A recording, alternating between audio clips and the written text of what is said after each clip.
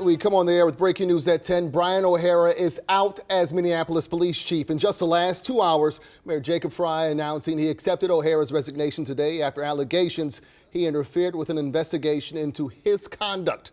Good evening. Thanks for joining us. I'm Kevin Holmes. And I'm Julie Nelson. Mayor Frey called O'Hara's actions a breach of trust. The mayor held a press conference about 2 hours ago. Let's get right to Raya Katene live at City Hall with what he had to say. Raya? Well, this is really all surrounding a 14-page report, which I have read through tonight, involving a now year-long investigation into Minneapolis Police Chief Brian O'Hara and allegations of sexual relations involving himself and at least one other city employee.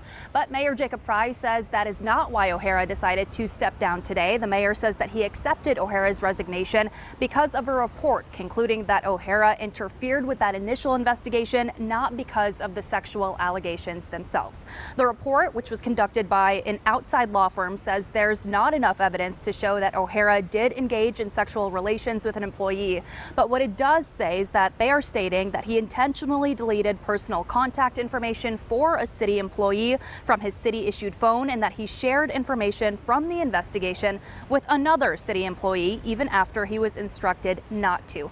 And those are breaches of trust, the mayor says, that he will not tolerate. So Mayor Frey says his office received this report early this morning. And by 4 o'clock this afternoon, the mayor's office says that they had informed Chief O'Hara that he would be disciplined, possibly including getting fired. And that's when the mayor says he chose to accept O'Hara's resignation. Keep in mind, this is all on the heels of Frey just renominating O'Hara to continue serving as chief for the next 4 years. If I had known earlier, I would not have renominated him. If I found out later after this confirmation, I would have reached the same conclusion. So the big question, what happens now? Well, Assistant Chief Katie Blackwell is now the acting chief, effective immediately as the city figures out exactly what the next steps are. And this also notably comes at a time when things are really rocky for another visible public safety leader in the city. That's, of course, Community Safety Commissioner Todd Barnett, whose reappointment was actually recently denied by the Minneapolis City Council and who was actually present at tonight's press conference. But we did not hear from Commissioner Barnett. We simply heard from the mayor tonight, Kevin. So, Ryan, 2 questions for you. One, just to reiterate, Mayor Frey knew of the investigation. He just didn't know about the findings of the investigation, i.e. about him deleting the contact or allegedly deleting the contact and also talking with another employee until this morning. Is that how you interpreted it? Correct. We asked, why the mayor lent his support to the chief, knowing that these investigations were underway all this time. And he says he needed the investigation to play out. He wanted evidence to come out. And so as soon as he received this report this morning, he says he was then having conversations with the chief. And then that's when the chief was pulled in. And that's when he decided to resign, is from what we understand. And the second question, happened, Kevin. Thank you. The second question, is this the first time there's been a complaint against the former chief?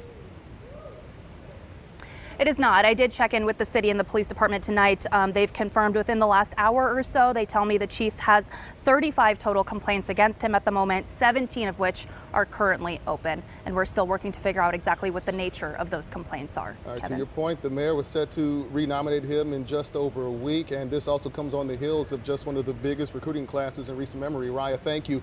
O'Hara also took over the Minneapolis Police Department in November 2022, coming from Newark, New Jersey, where he was deputy mayor and director of public safety. He was the first Minneapolis police chief to be appointed after the murder of George Floyd, out of 3 finalists following a nationwide search. The mayor at the time pointing to his 2 decades of law enforcement experience and his experience reforming another police department under federal scrutiny.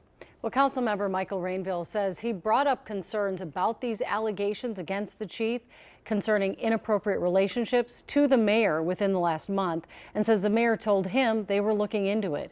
He said he is shocked to hear about O'Hara's resignation, saying he did a good job at bringing up recruitment numbers and leading the department during challenging times like the recent immigration enforcement. That department is performing admirably. I don't think the actions of one leader, the chief, should be reflective on the whole department, nor is it. The men and women that serve us every day are the finest police force in the United States of America. This story, of course, is still developing. We will learn much more in the coming days and have much more coverage coming up tomorrow. So stick with KARE 11 for the latest on air and wherever you stream.